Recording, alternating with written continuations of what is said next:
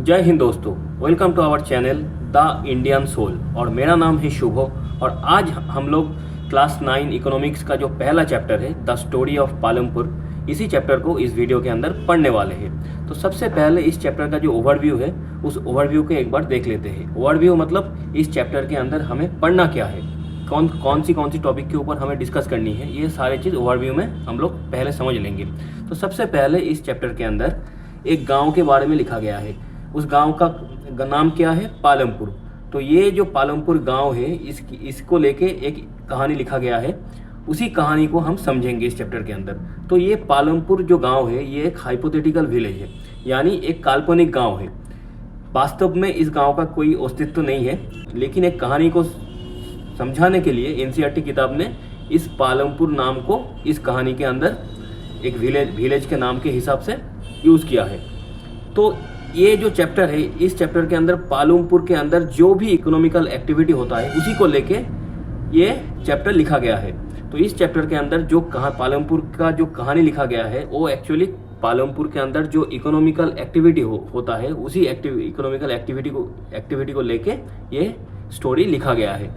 तो अब ये स्टोरी हम क्यों पढ़ेंगे, मतलब ये स्टोरी को हमें समझना क्यों है? क्योंकि ये इस स्टोरी को समझते हुए हमें इकोनॉमिक्स का जो एकदम बेसिक कॉन्सेप्ट जो बेस है प्रोडक्शन, इस प्रोडक्शन के बारे में हमें जाननी है। और इस प्रोडक्शन के साथ रिलेटेड जो भी कॉन्सेप्ट है उन सारे बेसिक कॉन्सेप्ट को हमें समझना है। तो इस चैप्टर को हम इसीलिए पढ़ेंगे क्योंकि इस चैप्टर के अंदर पालमपुर करके एक हाइपोथेटिकल विलेज के अंदर जो इकोनॉमिकल एक्टिविटीज़ होता है उसी सारे एक्टिविटीज़ को लेके एक स्टोरी लिखा गया है। और ये स्टोरी को जब हम समझेंगे, इसी स्टोरी के थ्रू हम लोग जो इकोनॉमिक्स का जो बेस होता है प्रोडक्शन, उसी प्रोडक्शन और उस प्रोडक्शन के साथ रिलेटेड जो भी बेसिक टॉपिक्स हैं उन सारे टॉपिक्स को हम इस चैप्टर के अंदर समझेंगे।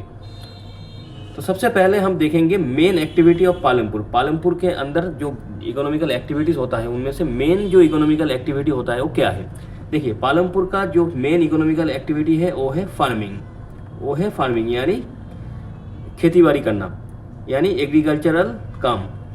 उसके साथ ये फार्मिंग छोड़ के बाकी जो अदर्स एक्टिविटी होता है उनमें से स्मॉल स्केल मैन्युफैक्चरिंग होता है। स्मॉल स्केल मैन्युफैक्चरिंग मतलब मान लीजिए आप शुगर केन से जब आप गुड़ बनाते हो, एक प्रोडक्शन हो गया, आप गुड़ उसको बना रहे हो शुगर केन से, तो वो एक स्मॉल स्केल मैन्युफैक्चरिंग हो गया। अगर आप मिट्टी के बर्तन बना रहे हो वो एक स्मॉल स्केल मैन्युफैक्चरिंग हो गया। फिर अगर आप खेतीबाड़ी में जो इंस्ट्रूमेंट लगता है, फसल काटने के लिए जो औजार लगते हैं, ये सारे औजार को बनाना छोटे लेवल पे, तो ये सारे हो गया स्मॉल स्केल मैन्युफैक्चरिंग। ये स्मॉल स्केल मैन्युफैक्चरिंग भी पालमपुर के अंदर होता है। उसके साथ क्या होता है? डेयरी प्रोडक्शन यानी मिल्क प्रोडक्शन, मिल्क के साथ उसके मिल्क से पनीर बनाना, ये सारे छोटे मोटे प्रोडक्शन यहाँ पे डेयरी के मामले में होता है।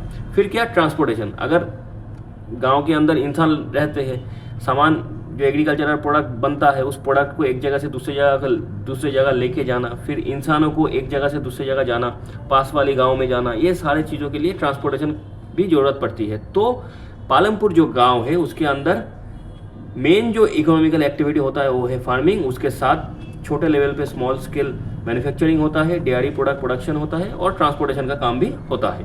तो ये सारे इकोनॉमिकल एक्टिविटी पालमपुर के अंदर होता है, यानी हमें ये सारे एक्टिविटी के ऊपर इस चैप्टर के अंदर पढ़ना है।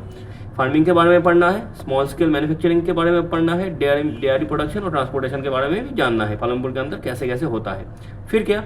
फिर अगर हमें ये सारे इकोनॉमिकल एक्टिविटी करना है तो हमें बेसिक कुछ चीज़ चाहिए। वो बेसिक चीज़ेस क्या है? All this production activities needs various type of resources. तो कुछ ना कुछ बेसिक रिसोर्सेज चाहिए। तो पहला हो गया नेचुरल रिसोर्सेज, दूसरा हो गया मैन मेड आइटम्स, फिर हो गया ह्यूमन एफर्ट यानी लेबर, फिर मनी। इसके साथ भी कुछ छोटे मोटे चीज़ चाहिए होता है। तो लगभग मेन जो चीज़ चाहिए होता है वो natural resources, man made items और ह्यूमन एफर्ट यानी लेबर, और उसके साथ मनी यानी कैपिटल इन्वेस्टमेंट। तो ये सारे चीज़ को मिला के इंसान कैसे natural resources, man made items, human efforts और मनी, इन चारों को मिला के एक जगह पे कैसे किसी भी डिजायर्ड गुड्स का प्रोडक्शन करता है, उसी को लेके इस चैप्टर के अंदर लिखा गया है। तो हमें बेसिकली जो कॉन्सेप्ट समझनी है वो क्या है?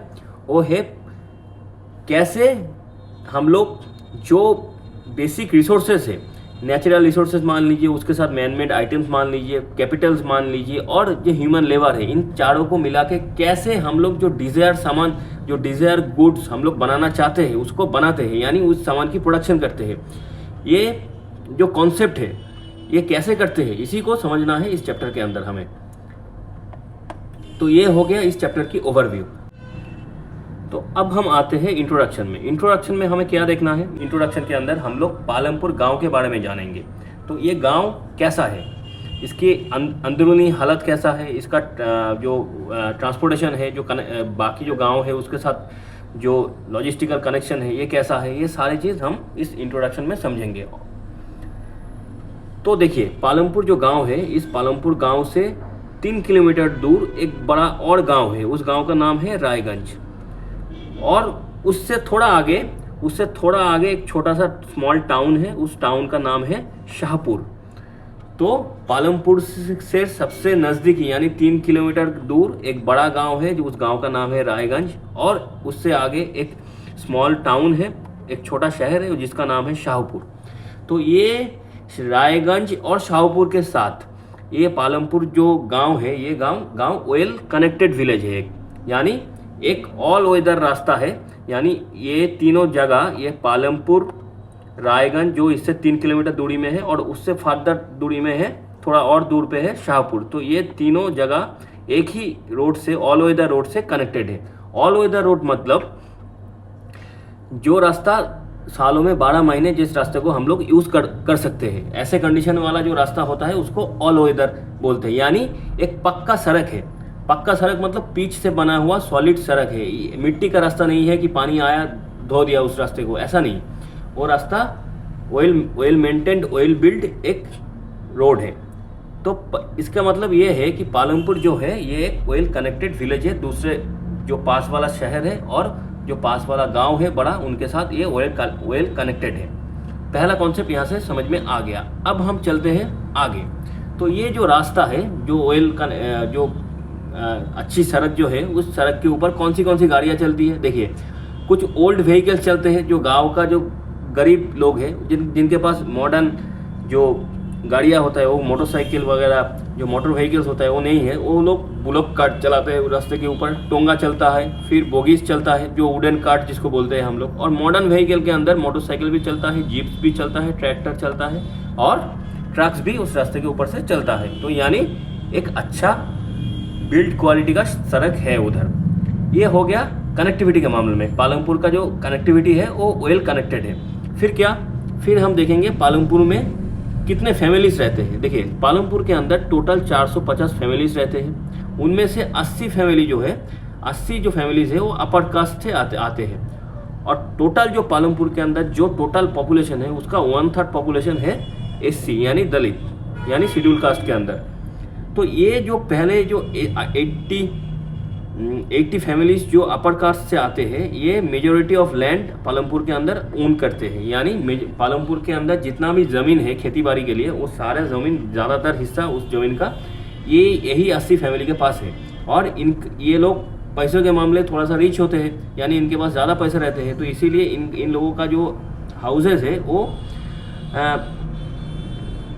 अच्छा खासा बड़ा हाउस होता है इन लोगों का, जो साइड में बड़ा होता है, और ब्रिक्स विथ सीमेंट, यानी बिल्ड क्वालिटी जो है वो ब्रिक से और सीमेंट से बनता है। ये यानी पक्का घर, पक्की सड़क और पक्की घर जिसको बोलते हैं ना, मतलब जो मॉडर्न टाइप का जो घर होता है, उसी मॉडर्न टाइप का बड़ा बिल्डिंग इन लोगों के पास होता है। और जो दलित यानी शेड्यूल कास्ट का जो पॉपुलेशन है, ये गांव की एक कॉर्नर में रहते हैं। They live one corner of village, और छोटे घरों में रहते हैं, स्मॉल हाउसेस में रहते हैं। और ज़्यादातर इनके घर मिट्टी और स्ट्रॉ से बनता है, यानी मट का, यानी मिट्टी का घर में ये लोग रहते हैं। तो ये हो गया पालमपुर के अंदर जो फैमिलीज रहते हैं उनके बारे में। अब देखेंगे पालमपुर के अंदर इलेक्ट्रिसिटी सप्लाई कैसा है। तो देखिए, पालमपुर का जो कनेक्टिविटी है वो पहले हम लोग देख लिए। पालमपुर के अंदर जो फैमिलीज रहते हैं वो उन फैमिलीज के अंदर डिवीज़न क्या क्या है वो हम लोग समझ लिए। अब हम देखेंगे इलेक्ट्रिसिटी। तो पालमपुर के अंदर इलेक्ट्रिसिटी जो है, ये ठीक ठाक इलेक्ट्रिसिटी पालमपुर के अंदर आता है, यानी हर घर के पास लगभग इलेक्ट्रिसिटी पालमपुर के अंदर है। तो ये जो इलेक्ट्रिसिटी है, most of the houses have electricity powers, यानी इलेक्ट्रिसिटी का जो सप्लाई है पालमपुर के अंदर हर घर में ही है। तो इस इलेक्ट्रिसिटी को यूज़ करके ट्यूबवेल इन द फील्ड, यानी जो खेत होता है उसके अंदर जो ट्यूबवेल होता है वो इस इलेक्ट्रिसिटी को जला के यूज़ किया जाता है, ट्यूबवेल चलाया जाता है। और various type of small business, मतलब किसी का छोटा किराने की दुकान हो गया, उसके अंदर इलेक्ट्रिसिटी यूज़ होता है। फिर कुछ छोटे मोटे प्रोडक्शन के लिए कोई छोटा जो इलेक्ट्रिसिटी चाहिए होता है छोटे मोटे मशीन चलाने के लिए, वो काम भी इलेक्ट्रिसिटी का पावर कर देता है। तो ये सारी चीज़ पालमपुर के अंदर है। अब हम देखेंगे पालमपुर के अंदर और क्या क्या चीज़ है। इलेक्ट्रिसिटी हो गया, कनेक्टिविटी हो गया, फैमिलीज़ के बारे में हम लोग जान लिए। और अब हम देखेंगे पालमपुर के अंदर स्कूल कितना है। देखिए, पालमपुर के अंदर टोटल 2 प्राइमरी स्कूल है, 1 हाई स्कूल है और एक प्राइमरी हेल्थ सेंटर भी है जो गवर्नमेंट चलाता है, रन बाई गवर्नमेंट। और एक प्राइवेट डिस्पेंसरी भी है जहाँ पे आप पैसा देके अपना इलाज करवा सकते हो। तो स्कूल और मेडिकल हेल्प के मामले में भी पालमपुर अच्छे खासे कंडीशन में है। तो ये जो हमने इंट्रोडक्शन में पालमपुर के बारे में देखा, जाना, समझा, तो उससे ये समझ में आ गया कि पालमपुर जो है एक वेल डेवलप्ड गांव है जिसके अंदर well developed system of roads है, well develop system of transport है, इरिगेशन का सिस्टम बढ़िया है। क्योंकि देखिए, ट्यूबवेल इलेक्ट्रिसिटी को यूज़ करके हम लोग पालमपुर के अंदर लोग फार्मर्स ट्यूबवेल यूज़ कर रहा है। ट्यूबवेल मतलब अच्छा इरिगेशन, ट्यूबवेल से पानी आता है, वही पानी खेत में एग्रीकल्चर के काम में यूज़ होता है। तो इरिगेशन के मामले में भी पालमपुर आगे है। फिर इलेक्ट्रिसिटी का सप्लाई बहुत बढ़िया है पालमपुर के अंदर। स्कूल्स भी है, 2 प्राइमरी स्कूल, 1 हाई स्कूल भी है और हेल्थ सेंटर भी है, एक गवर्नमेंट रन हेल्थ सेंटर है, एक प्राइवेट डिस्पेंसरी भी है। तो यानी पालमपुर जो है वो एक वेल डेवलप्ड विलेज है। तो अब हम देखेंगे the different type of production activities in Palampur, यानी पालमपुर के अंदर क्या क्या डिफरेंट टाइप ऑफ प्रोडक्शन होता है। तो देखिए, पालमपुर के अंदर सबसे पहले जो प्रोडक्शन होता है वो है फार्मिंग का प्रोडक्शन, यानी एग्रीकल्चरल प्रोडक्ट के प्रोडक्शन, यानी राइस, व्हीट, पोटैटो, वेजिटेबल्स, इन सारों चीज़ों का प्रोडक्शन। ये हो गया फार्मिंग का काम। फिर होता है नॉन फार्मिंग का काम। नॉन फार्मिंग के अंदर क्या क्या आता है? स्मॉल मैन्युफैक्चरिंग, थोड़ी देर पहले हमने डिस्कस किए। शुगर केन से गुड़ बनाना, छोटे मोटे लोहे का इंस्ट्रूमेंट बनाना जो खेतों की काम में आता है, फसल काटने के काम में आता है। फिर ट्रांसपोर्टेशन का काम, सामान को एक जगह से दूसरी जगह लेके जाना है। छोटे मोटे शॉपकीपिंग के काम, यानी जो किराना के जो दुकान होता है, छोटे मोटे दुकान, ये सारे चीज़ जो नॉन फार्मिंग एक्टिविटी के अंदर आता है, जो डायरेक्ट फार्मिंग के साथ जुड़ा हुआ नहीं है, ये नॉन फार्मिंग है। और फार्मिंग मतलब डायरेक्ट खेतों में काम करके, एग्रीकल्चर का काम करके एग्रीकल्चरल प्रोडक्ट को प्रोडक्शन करना। तो हमें यहाँ पे इस चैप्टर के अंदर फार्मिंग के बारे में भी पढ़ना है और नॉन फार्मिंग के अंदर जो स्मॉल मैन्युफैक्चरिंग, ट्रांसपोर्ट और शॉपकीपिंग जो आता है, ये सारे चीज़ों के ऊपर भी हमें डिस्कस करनी है इस चैप्टर के अंदर। तो अब सबसे पहले हम लोग शुरू करने वाले हैं ऑर्गेनाइजेशन ऑफ प्रोडक्शन से। तो ऑर्गेनाइजेशन ऑफ प्रोडक्शन का मतलब ये हुआ कि अगर हम किसी भी सामान को या तो किसी भी सर्विस को उसको प्रोड्यूस करने जाए तो हमें पहले एक ऑर्गेनाइजेशन बनाना पड़ेगा। तो ऐसा तो नहीं है कि हम कहीं पे भी बैठ के कुछ भी प्रोडक्शन कर देंगे, तो उसके लिए एक सिस्टम बनाना पड़ेगा। तो उसी सिस्टम को बोला जाता है ऑर्गेनाइजेशन। तो ऑर्गेनाइजेशन के अंदर प्रोडक्शन कैसे किया जाता है और उसके लिए बेसिक कौन सी चीज़ की ज़रूरत पड़ती है, इन सारे चीज़ों को लेके अब हम डिस्कस करने वाले हैं। तो सबसे पहले हमें ये समझना है, ये जो प्रोडक्शन है, प्रोडक्शन 2 टाइप का होता है। एक हो गया गुड्स का प्रोडक्शन, दूसरा हो गया सर्विस का प्रोडक्शन। गुड्स का प्रोडक्शन मतलब मान लीजिए हमें एग्रीकल्चरल जो प्रोडक्ट्स होते हैं, यानी राइस, व्हीट, पोटैटो, वेजिटेबल्स जो हम खाते हैं, ये फल जो फ्रूट्स होता है, ये सारे आता है एग्रीकल्चरल प्रोडक्ट के अंदर, जो चीज़ हमें डेली लाइफ में यूज़ करना होता है। फिर नमक मान लीजिए, चीनी मान लीजिए, शुगर मान लीजिए, फिर कपड़ा जो हम पहनते हैं, शर्ट्स, पैंट, फिर इलेक्ट्रॉनिक गैजेट जो कंप्यूटर्स हो गया, लैपटॉप हो गया, फिर मोबाइल फ़ोन हो गया, ये सारे चीज़। फिर हम जहाँ पे रहते हैं, घर यानी बिल्डिंग्स, फिर और बाकी जो इंडस्ट्री में जो मशीनरीज होते हैं, ये सारे जो सामान होता है जो डेली लाइफ के लिए हम सामान यूज़ करते हैं। तो वो आप मशीनरी से शुरू करके बोर्ड मान लीजिए, चौक मान लीजिए, डस्टर मान लीजिए, कुछ भी मान लीजिए, पेन मान लीजिए, कंप्यूटर मान लीजिए, ये सारे जो सामान हम लोग डेली लाइफ में यूज़ करते हैं इनको गुड्स बोला जाता है। और इसको जब हम प्रोड्यूस करते हैं उसको बोला जाता है गुड्स प्रोडक्शन। कॉन्सेप्ट समझ में आ गया। अब हम देखेंगे सर्विस प्रोडक्शन किसको बोलते हैं। सर्विस प्रोडक्शन मतलब मान लीजिए कोई हॉस्पिटल है, एक हॉस्पिटल के अंदर जो पेशेंट है वो भर्ती होता है, तो पेशेंट को क्या मिलता है, सर्विस मिलता है। डॉक्टर और नर्स की और पैरामेडिकल स्टाफ की सर्विस मिलता है। वो पेशेंट के लिए, पेशेंट के पीछे काम करते हैं, उसको मेडिकल ट्रीटमेंट देते हैं और धीरे धीरे करके पेशेंट को ठीक करते हैं। तो ये हो गया वन टाइप ऑफ सर्विस। फिर क्या हो गया, होटल सर्विस। हम जब किसी होटल में जाके रुकते हैं तो वहाँ पे हमें क्या मिलता है हमें जो होटल का जो स्टाफ होते हैं, जो क्लीनर्स होते हैं, वो घर को साफ़ सुथरा रखते हैं। जो स्टाफ होते हैं वो हमको खाना दे के जाता है। तो यानी एक तरीके का उस होटल के अंदर रहने के लिए जो सर्विस, वो सर्विस प्रोवाइड करता है। होटल के अंदर जो स्टाफ रहते हैं वो लोग सर्विस प्रोवाइड करता है।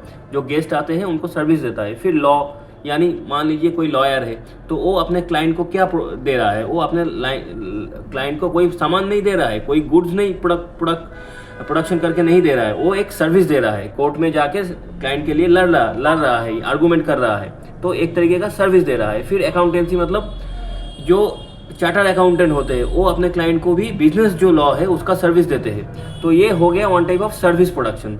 तो आप गुड्स प्रोडक्शन करने जाओ तो भी आपको प्लांट चाहिए, एक जगह चाहिए, एक घर चाहिए, एक ऑफिस चाहिए। और अगर आप सर्विस प्रोडक्शन करने जाओ, यानी आप हॉस्पिटल बनाओ, या तो CA फार्म बनाओ, होटल बनाओ, और या तो आप सॉफ्टवेयर कंपनी बनाओ जहाँ पे सॉफ्टवेयर का जो असिस्टेंट दिया जाता है, तो ये कुछ भी बनाओ आप, एक तरीके का आपको जगह चाहिए, लैंड चाहिए। तो प्रोडक्शन ऐसे नहीं होता है कि कहीं पे भी प्रोडक्शन शुरू हो जाता है। तो ये सारे चीज़ बनाने के लिए आपको लैंड चाहिए, उसके अंदर लेबर चाहिए, उसके अंदर इन्वेस्टमेंट चाहिए। ये सारे चीज़ बना के एक ऑर्गेनाइजेशन बनाने के बाद ही आपका प्रोडक्शन सही तरीके से होगा। तो ये हो गया दो टाइप का प्रोडक्शन, गुड्स प्रोडक्शन और सर्विस प्रोडक्शन। कॉन्सेप्ट समझ में आ गया। तो हम लोगों की प्रोडक्शन की एम क्या है, जो सामान और जो सर्विस हम लोग हमारे लिए मैन्युफैक्चर यानी प्रोड्यूस करना चाहते हैं, जब उसी को प्रोड्यूस करने का जो एम होता है उसी को प्रोडक्शन बोला जाता है। तो कॉन्सेप्ट समझ में आ गया। तो अब हम चलते हैं आगे। तो अब हम देखेंगे ये जो ऑर्गेनाइजेशन हमने देखा, ऑर्गेनाइजेशन ऑफ प्रोडक्शन, इस ऑर्गेनाइजेशन के अंदर यानी प्रोडक्शन के ऑर्गेनाइजेशन के अंदर प्रोडक्शन करने के लिए बेसिक रिक्वायरमेंट क्या क्या है, यानी बेसिक कौन सी चीज़ चाहिए। तो सबसे पहले हमें जो चाहिए फास्ट रिक्वायरमेंट, कुछ भी आप हाइड्रो इलेक्ट्रिक प्लांट बनाओ, या तो किसी मशीनरी का कारखाना बनाओ, स्टील प्लांट बनाओ, या तो 4 व्हीलर मैन्युफैक्चरिंग प्लांट बनाओ, कुछ भी बनाओ, आपको सबसे पहले चाहिए लैंड, आपको जगह चाहिए। सॉफ्टवेयर ऑफिस बनाओ, हॉस्पिटल बनाओ, अपना क्लिनिक बनाओ, कुछ भी बनाओ, आपको चाहिए लैंड। तो लैंड आपको सबसे पहले मिलता है। और लैंड के साथ और क्या चाहिए, नेचुरल रिसोर्सेज कुछ चाहिए, जैसे कि वाटर हो गया, मिनरल्स हो गया, ये सारे चीज़ आपको बेसिक लेवल पे चाहिए। मान लीजिए आप सेमीकंडक्टर की फैक्ट्री बनाओगे तो उसमें आपको मिनरल्स चाहिए, रेयर अर्थ मिनरल्स चाहिए। फिर मान लीजिए कोई भी प्लांट बनाओ, आप कोई भी काम के लिए कोई भी प्लांट बनाओ, वहाँ पे पानी तो आपको चाहिए, यानी वाटर तो आपको चाहिए ही। तो लैंड के साथ साथ जो कुछ नेचुरल रिसोर्सेज होता है, जैसे कि वाटर, मिनरल्स, ये सारे फर्स्ट रिक्वायरमेंट के अंदर आ जाता है। अब हम देखेंगे सेकेंड रिक्वायरमेंट। सेकेंड रिक्वायरमेंट के अंदर क्या आता है, लेबर। तो मान लीजिए आपने एक प्लांट बनाया, तो प्लांट के अंदर तो आपको काम करने के लिए लोग चाहिए, जो आपके लिए काम करके सामान प्रोड्यूस करेगा या तो सर्विस प्रोड्यूस करेगा। तो जो लोग प्लांट और ऑफिस के अंदर काम करते हैं, यानी या तो गुड्स प्रोड्यूस करता है या तो सर्विस प्रोड्यूस करता है, तो उसमें दो टाइप का लेबर होता है। एक हो गया स्किल्ड लेबर, दूसरा हो गया अनस्किल्ड लेबर। मान लीजिए आप हॉस्पिटल चले गए, तो वहाँ पे जो डॉक्टर्स आपको मिलेंगे, जो नर्सेस आपको मिलेंगे, जो पैरामेडिकल स्टाफ आपको मिलेंगे, तो ये सारे स्किल्ड लेबर है। जो डॉक्टर है वो स्किल्ड है, क्योंकि उसको मेडिकल की साइंस आता है, मेडिकल के ऊपर वो पढ़ाई करके रखा है, इसीलिए वो स्किल्ड लेबर है। लेकिन मान लीजिए कोई वार्ड बॉय है, जो ट्रॉली को एक जगह से दूसरी जगह को लेके जा रहा है, पेशेंट को इधर से उधर लेके जा रहा है, मेडिसिन शॉप से मेडिसिन लेके आ रहा है, तो उसके लिए स्किल्ड लेबर नहीं चाहिए, उसके लिए अनस्किल्ड लेबर चाहिए। मतलब बस कोई भी वो काम कर सकता है, लेकिन स्किल्ड लेबर जो चाहिए वो टेक्निकली आपको साउंड होना पड़ेगा उस सब्जेक्ट के ऊपर। मान लीजिए कोई सॉफ्टवेयर की कोडर है, जो सॉफ्टवेयर कोडिंग कर रहा है, यानी सॉफ्टवेयर बना रहा है, उसको IT या तो कंप्यूटर साइंस या तो इंफॉर्मेशन टेक्नोलॉजी के ऊपर उसको पढ़ाई होना चाहिए, तभी जाके वो सॉफ्टवेयर के कोडिंग जानना पड़ेगा उसको। फिर उसको कोडिंग समझ में आएगा, तब ना वो सॉफ्टवेयर बनाएगा। तो वो हो गया एक स्किल्ड लेबर। लेकिन जो ऑफिस के अंदर जो पानी या तो पानी सर्व कर रहा है, या तो सामान एक जगह से दूसरी जगह शिफ्ट कर रहा है, या तो लेटर एक ऑफिस से दूसरे ऑफिस लेके जा रहा है, तो वो काम जो पियोन वगैरह जो काम करता है वो अनस्किल्ड लेबर होता है। तो ये हो गया लेबर का कॉन्सेप्ट। जो तो सेकेंड रिक्वायरमेंट जो है लेबर का यानी ह्यूमन एफर्ट का, वो उसमें दो टाइप का आता है, एक हो गया स्किल्ड लेबर, दूसरा हो गया अनस्किल्ड लेबर। अब हम आते हैं थर्ड रिक्वायरमेंट में। थर्ड रिक्वायरमेंट क्या है? Physical capital.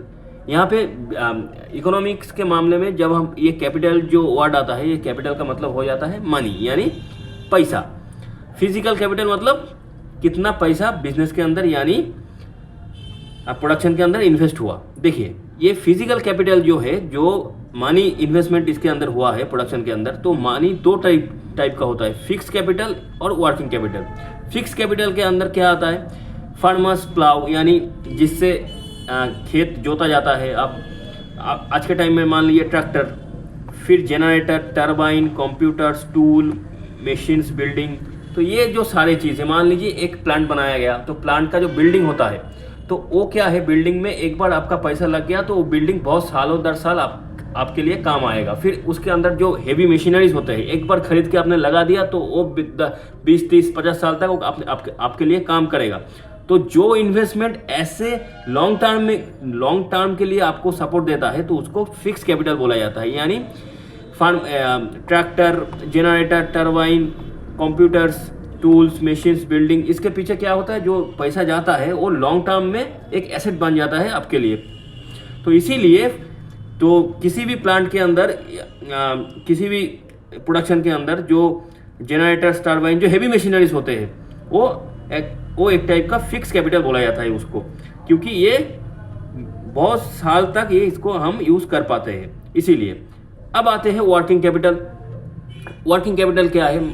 जो रेगुलर प्लांट के अंदर जो रॉ मटेरियल यूज़ होता है। देखिए रॉ मटेरियल, सेमीकंडक्टर का चिप आया, लैपटॉप पे लगा, लैपटॉप मार्केट में चला गया, फिर नया लैपटॉप बनाने के लिए नया चिप चाहिए, नया रॉ मटेरियल चाहिए। तो ये जो रॉ मटेरियल्स है, ये हर महीने के बाद, हर कुछ दिनों के बाद आपको चाहिए होता है। तो यहाँ पे पैसा हमेशा रोटेट होता है। खरीदा, प्रॉफिट किया, फिर खरीदा, प्रॉफिट किया, फिर खरीदा, तो पैसा यहाँ पे हमेशा हर कुछ दिनों के बाद लग जाता है पैसा। तो इसी को बोला जाता है वर्किंग कैपिटल। तो मान लीजिए ये कॉस्ट ऑफ रॉ मटेरियल हो गया, फिर लोगों की सैलरी हो गया, प्लांट के अंदर जो लोग काम कर रहा है, प्रोडक्शन के अंदर जो लोग हेल्प कर रहा है, लेबर जो है उनको सैलरी देना है, हर महीने के बाद सैलरी देना होता है। फिर इलेक्ट्रिक बिल्स, मेंटेनेंस कॉस्ट। और एग्रीकल्चर के मामले में मान लीजिए सीड्स, फर्टिलाइजर, पेस्टिसाइडर, जो हर 2-3 महीने के बाद, हर बार जब आप कल्टीवेशन करने जाओगे तो आपको नया सीड्स, नया फर्टिलाइजर, नया पेस्टिसाइड्स, ये सब खरीदना पड़ेगा। तो ये सारे जो चीज़ है जहाँ पे आपको एक पीरियड के बाद पैसा खर्चना होता है, जैसे कि मंथली मान लीजिए, या तो उससे भी छोटा पीरियड के अंदर आपको 2 बारी पैसा खर्चना पड़ता है, तो उसको बोला जाता है वर्किंग कैपिटल। मान लीजिए यहाँ पे रेगुलर पैसा खर्चा होता है जिस खर्च, तो उसको बोला जाता है वर्किंग कैपिटल। और जो लॉन्ग टर्म के लिए जो मशीनरीज, जो चीज़ हमें लॉन्ग टर्म के लिए हम लोग प्रोडक्शन के अंदर यूज़ करते हैं, उसको बोला जाता है फिक्स कैपिटल। तो कॉन्सेप्ट समझ में आ गया, फिक्स कैपिटल किसको बोला जाता है और वर्किंग कैपिटल किसको बोला जाता है। अच्छा, अब आ जाता है चौथा रिक्वायरमेंट, लास्ट और फाइनल रिक्वायरमेंट, चौथा रिक्वायरमेंट, फोर्थ रिक्वायरमेंट। तो फोर्थ रिक्वायरमेंट क्या है? Human capital. ह्यूमन कैपिटल, ये जो वर्ड है इसका मीनिंग यहाँ पे ये है कि knowledge and wisdom of human. मान लीजिए आपके पास लैंड आ गया, लेबर अपने जुगाड़ कर लिए, फिर आपके पास पैसा भी है, लेकिन जब तक आपके पास प्रोडक्शन, जो चीज़ आप बनाना चाहते हो वो बनाते कैसे है, उसके ऊपर आपके पास प्रॉपर नॉलेज नहीं है, या तो उसके ऊपर जो लोग आपके लिए काम कर रहा है वो उन सारे लोगों के अंदर वो प्रॉपर नॉलेज, टेक्निकल नॉलेज नहीं है, तो वो सामान कभी भी अच्छे क्वालिटी का प्रोडक्शन नहीं हो पाएगा उस सामान का। तो यानी जो चीज़ के ऊपर आप प्रोडक्शन करने जाओ तो उसके बारे में आपको नॉलेज भी चाहिए। तो ये जो नॉलेज है, ये ह्यूमन धीरे धीरे अपना पढ़ाई करके अपना नॉलेज और विजडम से उसको नॉलेज और विजडम से उसको फुलफिल करता है। तो एक तरीके का मान लीजिए ये जो ह्यूमन कैपिटल है, ये है ह्यूमंस की नॉलेज और विजडम, इसी को बोला गया है ह्यूमन कैपिटल। तो ये भी बहुत एक इम्पॉर्टेंट रिक्वायरमेंट है प्रोडक्शन के लिए, क्योंकि अगर आपके पास नॉलेज नहीं है, कैसे काम करते हैं, कैसे खेत में खेती किया जाता है, कैसे ट्रैक्टर चलाया जाता है, कैसे मशीनरी यूज़ किया जाता है, कैसे कंप्यूटर चलाया जाता है, कैसे कोडिंग किया जाता है, तो ये सारे चीज़ का नॉलेज अगर आपको नहीं होगा, एक बिजनेस का मैनेजमेंट कैसे होता है ये नॉलेज अगर आपको नहीं होगा, तो आपका जो प्रोडक्शन का जो सिस्टम है वो सही तरीके से काम करेगा नहीं। तो ह्यूमन कैपिटल जो है ये बहुत ही इंपॉर्टेंट एक फैक्टर है। तो यहाँ पे हम 4 जो बेसिक जो रिक्वायरमेंट है प्रोडक्शन के लिए, वो चारों के बारे में हम लोगों ने पढ़ाई कर लिए। ये हो गया बेसिक रिक्वायरमेंट ऑफ प्रोडक्शन। तो अब हम धीरे धीरे करके और भी डिटेल में जाएंगे। सबसे पहले हम देखेंगे फार्मिंग इन पालमपुर। पालमपुर के अंदर हमने 2 तरीके का काम होता है देख लिए थे। एक होता है फार्मिंग, दूसरा होता है नॉन फार्मिंग। नॉन फार्मिंग के अंदर 3-4 काम और होता है। तो सबसे पहले हम फार्मिंग को समझेंगे। तो फार्मिंग कैसे होता है और कैसे पालमपुर ये जो 4 फैक्टर है इसको फुलफिल करके आगे बढ़ रहा है, ये भी हमें समझना है। तो सबसे पहला पॉइंट जो है पालमपुर के अंदर फार्मिंग का, वो है लैंड इज फिक्स्ड। देखिए लैंड जो है वो हर जगह का लैंड फिक्स होता है। हर गांव, हर शहर, हर कस्बा, हर जगह का लैंड, एक देश का भी टेरिटरी जो होता है वो फिक्स होता है। यानी उसके पास कितना लैंड एरिया है, भारत के पास कितना लैंड एरिया है वो भी फिक्स है। तो ऐसे ही लैंड एरिया जो पालमपुर के अंदर है वो फिक्स है, ये इतना ही लैंड पालमपुर गांव के पास है। तो अब farming is the main production activity in the Palampur. तो फार्मिंग जो है वो पालमपुर के अंदर मेन प्रोडक्शन एक्टिविटी है। यानी एग्रीकल्चरल प्रोडक्ट का जो प्रोडक्शन है वही मेन इकोनॉमिकल एक्टिविटी है पालमपुर के अंदर। 75% of the people dependent on farming for their livelihood. तो पालमपुर के अंदर 75% पॉपुलेशन फार्मिंग के ऊपर ही डिपेंडेंट है। कोई एज ए फार्मर डिपेंडेंट है, कोई फार्म लेबर करके डिपेंडेंट है। जिसके पास ज़मीन है वो खुद ही फार्मर का काम करते हैं, और जिसके पास ज़मीन नहीं है यानी लैंड नहीं है वो औरों की ज़मीन में फार्म लेबर का काम करता है। यानी कोई भी इंसान हो, ज़्यादातर लोग 75% पॉपुलेशन एज ए फार्मर के रूप में और फार्म लेबरर के रूप में फार्मिंग के साथ जुड़ा हुआ है, और इसी से इनका लाइवलीहुड चलता है। बट यहाँ पे समस्या एक ही है, आप जितना भी फार्मिंग कर लो, जितना भी फार्मर हो, जितना भी फार्म लेबरर हो, लेकिन आपके पास ज़मीन तो फिक्स है ना। आपके पास जितना ज़मीन है उससे बाहर तो आप जा नहीं सकते हो। तो उसी ज़मीन के अंदर अपना जितना भी प्रोडक्शन करना है उसी ज़मीन के अंदर करना है। There is a basic constraint of rising from production. तो अगर आप एक लिमिट के बाद अपना प्रोडक्शन ज़्यादा नहीं कर सकते हो, क्योंकि आपके पास ज़मीन का जो हिस्सा है वो लिमिटेड है। उसी के अंदर आपको खेतीबाड़ी करनी है। ऐसा नहीं है कि आप पास के गांव में चले गए, पास के गांव की ज़मीन हड़प लिए, वहाँ पे खेतीबाड़ी करें, ऐसा नहीं होगा। आपके गांव के पास जितना ज़मीन है और जितना फैमिली है, उन सारे फैमिली को उसी ज़मीन के अंदर अपने अपने हिस्सों पे अपना एग्रीकल्चरल का जो काम है, कल्टीवेशन का जो काम है, वो काम करनी है। यानी आपका जो लैंड एरिया है वो फिक्स है, वो ज़्यादा बड़ा नहीं हो सकता, मतलब वो फिर से ऐड ऑन नहीं हो सकता। लेकिन यहाँ पे क्या हुआ, यहाँ पे वो लैंड एरिया जो है वो तो फिक्स है पालमपुर के अंदर, लेकिन कुछ एरिया था जो पालमपुर गांव के अंदर वेस्ट लैंड करके यूज़ होता था। वेस्ट लैंड मतलब जो वेस्ट मटेरियल है वो इस लैंड के ऊपर डंप किया जाता था, लेकिन बाद में ये वेस्ट लैंड भी फार्मिंग लैंड के अंदर घुसा दिया गया, यानी एड ऑन किया गया। तो वो लैंड भी फार्मिंग के अंदर चला गया। तो जितना बचा कुचा जो भी लैंड था पालमपुर के अंदर, सारे लैंड के ऊपर फार्मिंग होना चालू हो गया।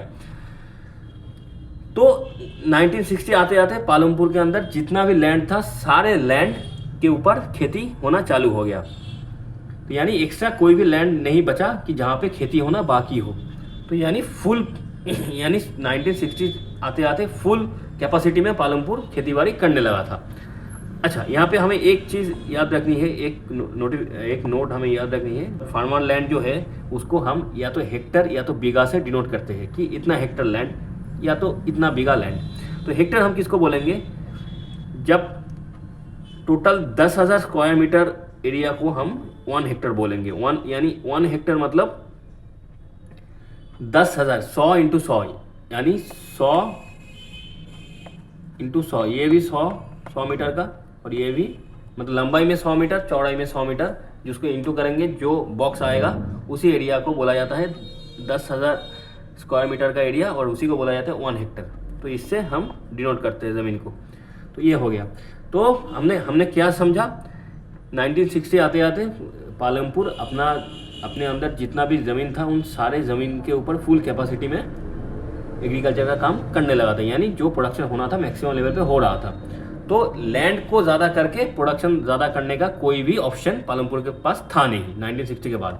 तो अब हमें ये सोचना है, अगर लैंड आप बढ़ा नहीं सकते हो, मतलब लैंड का इंक्रीजमेंट आप नहीं कर सकते हो, तब कैसे आपके पास जितना ज़मीन है उसके ऊपर आप कैसे प्रोडक्शन ज़्यादा कर सकते हो।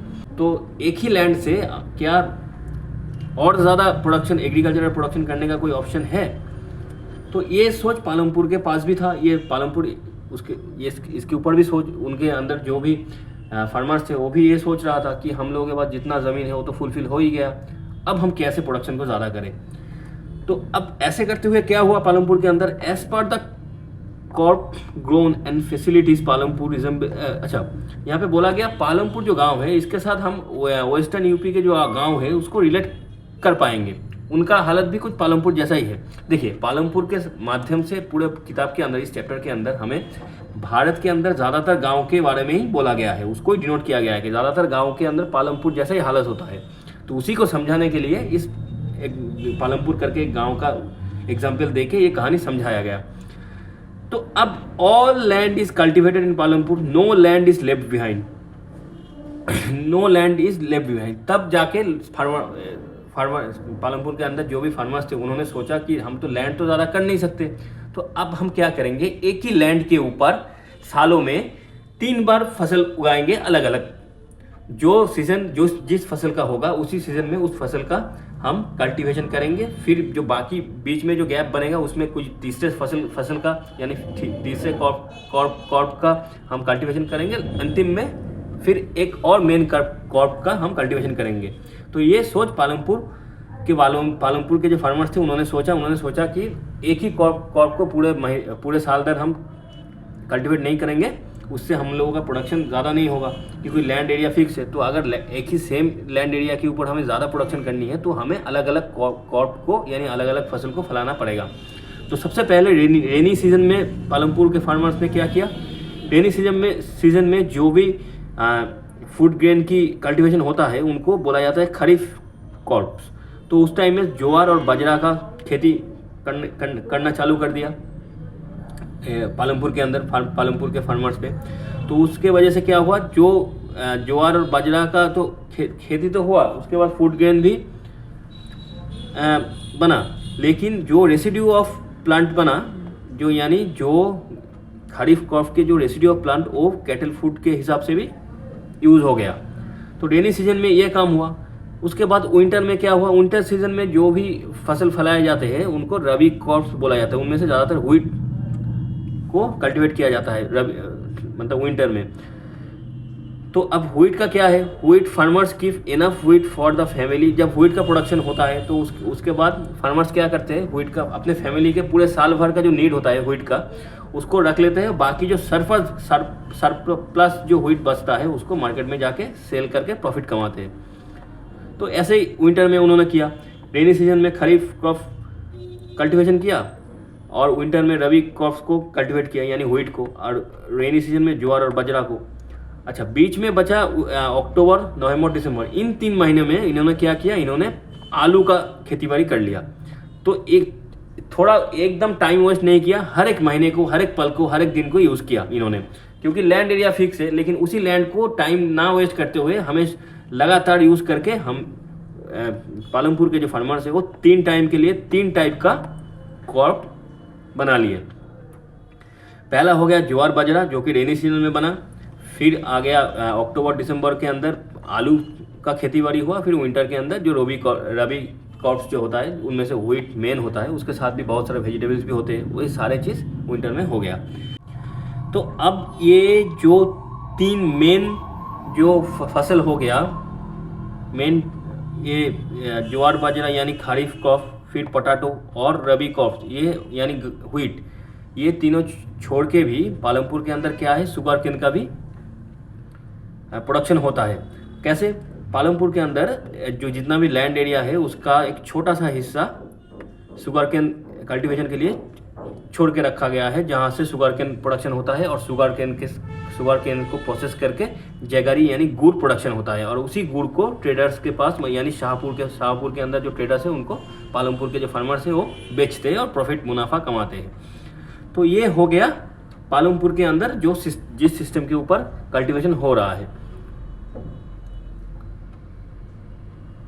अच्छा, ये जो अब देखिए लैंड पालमपुर के अंदर फिक्स था, इसीलिए पालमपुर के फार्मर्स ने सोचा कि हम फिक्स लैंड के ऊपर कैसे प्रोडक्शन बढ़ाएं। तो उन्होंने क्या किया, 3 टाइम के लिए 3 अलग अलग क्रॉप्स को कल्टीवेट किया, उसके साथ शुगर केन को भी कल्टीवेशन में अलग जगह पे, अलग साइड में, अलग ज़मीन, अलग लैंड के ऊपर किया। तो अब ये जो तीन डिफरेंट टाइप का क्रॉप्स को एक ही साल के अंदर ये ऐसे प्रोडक्शन करना, इसके लिए भी कुछ बेसिक रिक्वायरमेंट तो चाहिए। तो ऐसा तो नहीं है आसान काम है ये, सही तरीके से तीन फसल को एक ही साल के अंदर एक ही लैंड के ऊपर उसके कल्टीवेट करना। तो ये भी, इसके लिए भी कुछ सपोर्ट चाहिए। वो पहला सपोर्ट क्या है, well developed system of irrigation. तो आपके खेत के ऊपर इरिगेशन सिस्टम वेल डेवलप होना चाहिए, यानी पानी का जो सप्लाई है, क्योंकि हर टोटल 12 महीने आपके पास बारिश नहीं होता, रेन का वाटर नहीं होता है। तो ठीक सही टाइम पे सही अमाउंट का पानी सप्लाई के लिए आपको इरिगेशन की पानी चाहिए। तो वेल डेवलप्ड इरिगेशन सिस्टम अगर ना हो तो आप अपने ज़मीन के ऊपर साल में 3 बार 3 डिफरेंट टाइप का फसल नहीं कल्टीवेट कर सकते। तो वेल डेवलप्ड इरिगेशन सिस्टम चाहिए, उसके साथ इलेक्ट्रिसिटी वेल सप्लाइड इलेक्ट्रिसिटी होना चाहिए जो पालमपुर के अंदर है। क्योंकि आपको अगर इरिगेशन सिस्टम को सही तरीके से रन करनी है, चलाना है, तो आपको चाहिए जनरेटर, फिर आपको चाहिए ये ट्यूबवेल जो इलेक्ट्रिसिटी से चलता है, फिर टरबाइन, ये सारी चीज़ के लिए इलेक्ट्रिसिटी चाहिए। तो इलेक्ट्रिसिटी का प्रॉपर सप्लाई आपको चाहिए। और ये जो मेथड है साल में तीन डिफरेंट टाइम पे 3 फसल को उगाना, इसको बोला जाता है मल्टीपल क्रॉपिंग मेथड।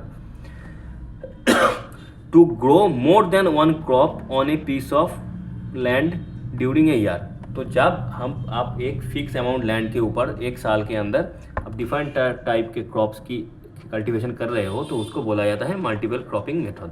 तो ये इस मेथड का यूज़ करना टोटल इन तीनों चीज़ों की सपोर्ट में, यानी मल्टीपल क्रॉपिंग मेथड के बारे में आपको जानना भी है। यानी जो ह्यूमन कैपिटल है, यानी मल्टीपल क्रॉपिंग के ऊपर जो नॉलेज है वो ह्यूमन कैपिटल आपको प्रोवाइड करेगा। तो पालमपुर के अंदर जो फार्मर्स है उनके पास उतना नॉलेज तो है कैसे मल्टीपल क्रॉपिंग किया जाता है। इसीलिए ये तीनों चीज़ों की सपोर्ट से पालमपुर के अंदर फिक्स लैंड होने के बाद भी, लैंड का जो सीलिंग पॉइंट है उसको क्रॉस करने के बाद भी उन्होंने प्रोडक्शन को बढ़ा लिए। कैसे?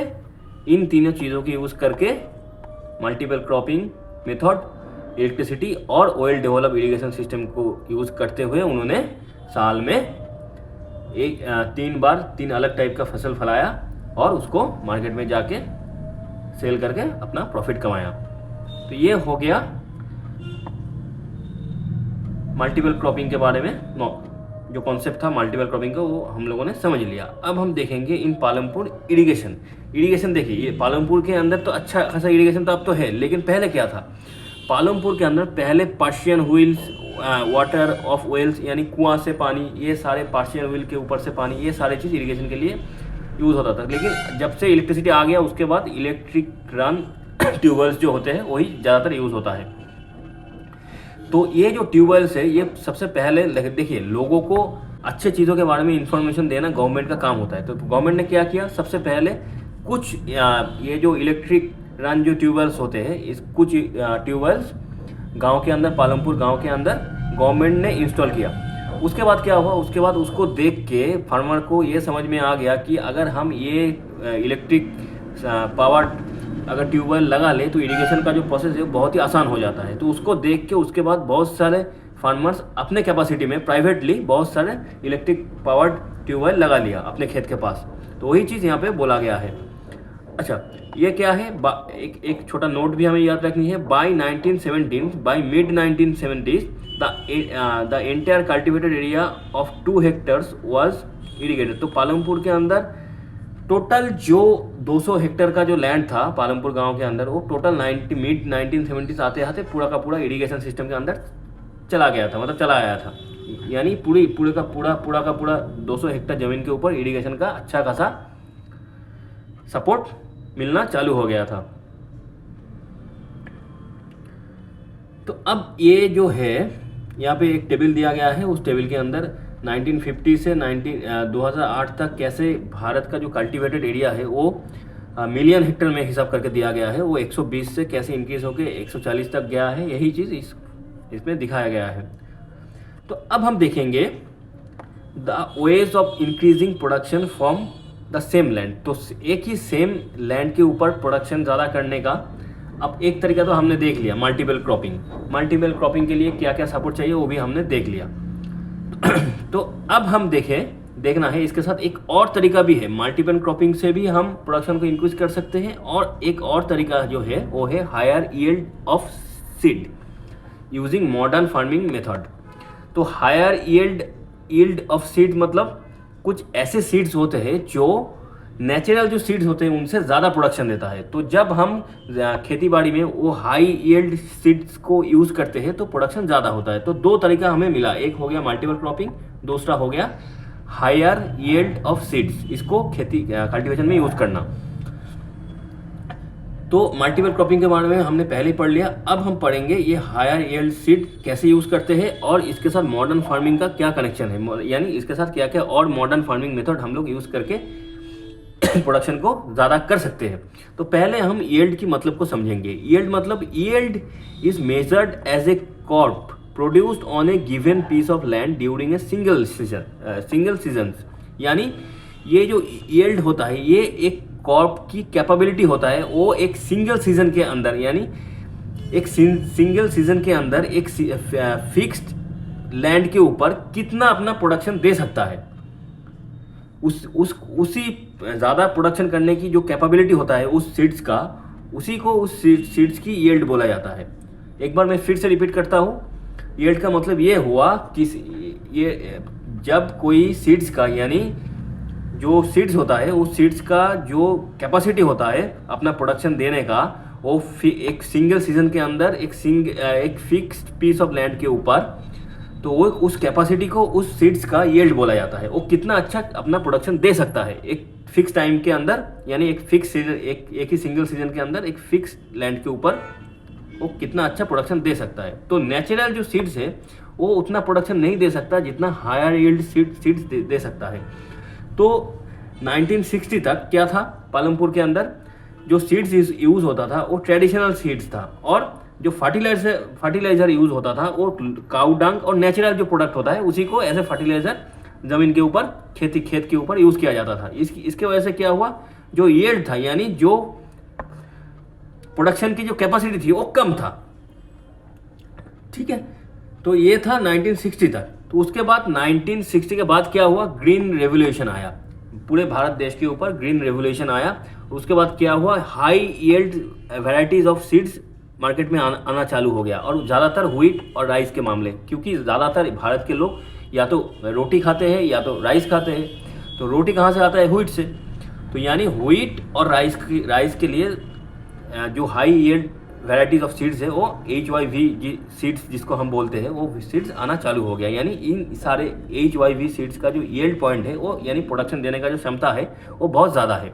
उसके साथ क्या आना चालू हो गया, केमिकल फर्टिलाइज़र, उसके साथ पेस्टिसाइड्स, जैसे कि कोई भी कीड़े मकोड़े जो प्लांट है उसका कोई भी डैमेज ना कर पाए। तो केमिकल फर्टिलाइज़र और उसके साथ पेस्टिसाइड्स भी आना चालू हो गया। और उसके साथ क्या आना चालू हो गया, वेल डेवलप्ड इरिगेशन सिस्टम तो डेवलप था ही, लेकिन धीरे धीरे करके और डेवलप होना चालू हो गया। तो ये सारे चीज़ मिला के higher production of foods grains चालू हो गया ग्रीन रेवोल्यूशन के बाद भारत के अंदर, और हाई यील्ड भी अचीव्ड हो गया। तो अब देखिए एक मॉडर्न फार्मिंग के अंदर क्या क्या चीज़ आता है। एक तो हो गया मल्टीपल क्रॉपिंग करके हमने सबसे पहले प्रोडक्शन को बढ़ाया। उसके बाद हम कैसे बढ़ाया, मॉडर्न फार्मिंग मेथड यूज़ करके और उसके साथ हाई यील्ड सीड को यूज़ करके। उसके बाद हम फिर 1960 और 70s के बाद हम प्रोडक्शन को, यानी ग्रीन रेवोल्यूशन के बाद हम प्रोडक्शन को और बढ़ाया। ये पालमपुर के जो गाँव के जो फार्मर्स थे वो भी उन्होंने ऐसे ही किया। तो फिर क्या हुआ, तो प्रोडक्शन भी ज़्यादा हो गया और हाई यील्ड अचीव भी हो गया। ज़्यादातर भारत के अंदर जो फार्मर्स है वो पंजाब, हरियाणा, जो वेस्टर्न यूपी के जो भी फार्मर्स है उन्होंने क्या किया, ये सबसे ज़्यादा यूज़ किया मॉडर्न मेथड। जो फार्मिंग का जो मॉडर्न मेथड है वो भारत के अंदर इन तीनों, यानी पंजाब, हरियाणा, प्रॉमिस मतलब इन तीनों स्टेट की, पंजाब, हरियाणा और वेस्टर्न यूपी के जो भी फार्मर्स थे उन्होंने ज़्यादातर यूज़ किया।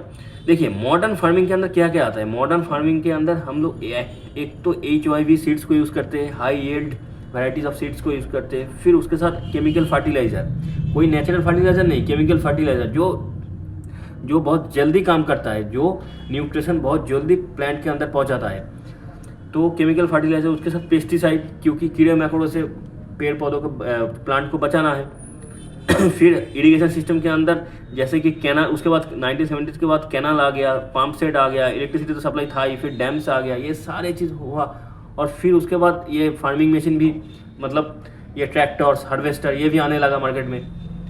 तो इन सारे चीज़ों को देखते हुए प्रोडक्शन भी ज़्यादा हो गया फूड ग्रेन की, और हाई यील्ड जो हमें अचीव करना था वो भी हम धीरे धीरे करके अचीव कर लिए। अब इन पालमपुर के अंदर भी सेम काम हुआ। HYV ये सीड्स भी यूज़ हुआ, मॉडर्न फार्मिंग यूज़ हुए। उसके बाद क्या हुआ, food capacity, food grain production capacity जो था वो 1300 kg पर हेक्टर था, वो इंक्रीज होके 3200 kg पर हेक्टर हो गया। ये तो सब सही चल रहा था, पालमपुर के अंदर भी बहुत डेवलपमेंट हो रहा था, ये प्रोडक्शन भी ज़्यादा हो गया। लेकिन अब हमें ये सोचना है, विल द लैंड सस्टेन। तो अगर हम लैंड के ऊपर हाई प्रोडक्शन के लिए अगर बहुत ज़्यादा केमिकल फर्टिलाइज़र, बहुत ज़्यादा पेस्टिसाइड यूज़ करेंगे तो लैंड का फर्टिलिटी जो है उसके ऊपर भी इफेक्ट डालेगा, क्योंकि लैंड एक नेचुरल रिसोर्स है। तो ये नेचुरल रिसोर्स को भी हमें केयरफुली यूज़ करना है इसको।